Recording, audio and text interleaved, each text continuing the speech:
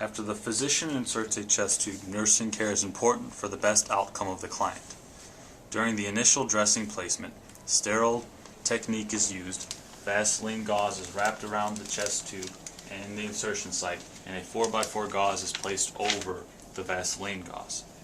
It is important that this dressing remains occlusive to prevent air from re-entering the pleural cavity.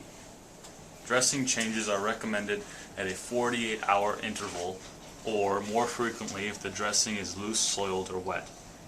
Remove the old dressing and check the site for inflammation and drainage. Clean the chest tube site with chlorhexidine prep, or if the client is allergic, iodine solution.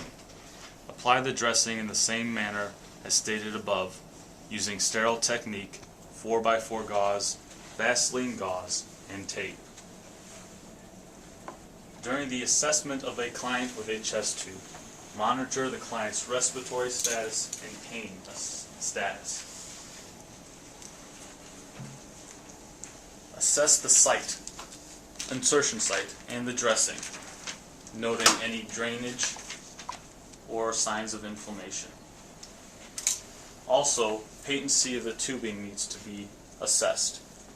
Allow slack for the movement of the client, and so the client can change positions. If the chest tube is inserted for a pneumothorax, keep the client in a semi-Fowler's position, and high Fowler's if fluid accumulation is the reason the chest tube was inserted.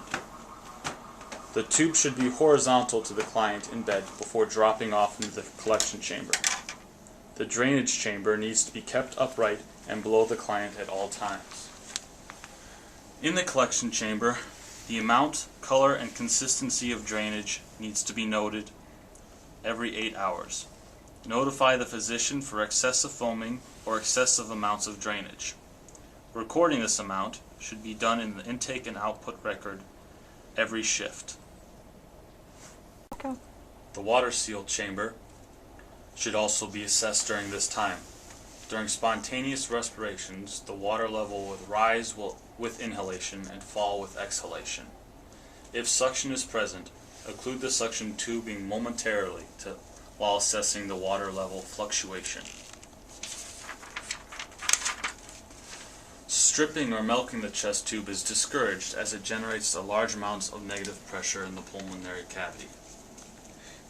Only physicians are allowed to irrigate chest tubes. To help improve a pneumothorax, assist the patient with coughing and deep breathing exercising along with position changes mentioned earlier. Some possible complications associated with chest tube insertions include the possibility of subcutaneous emphysema.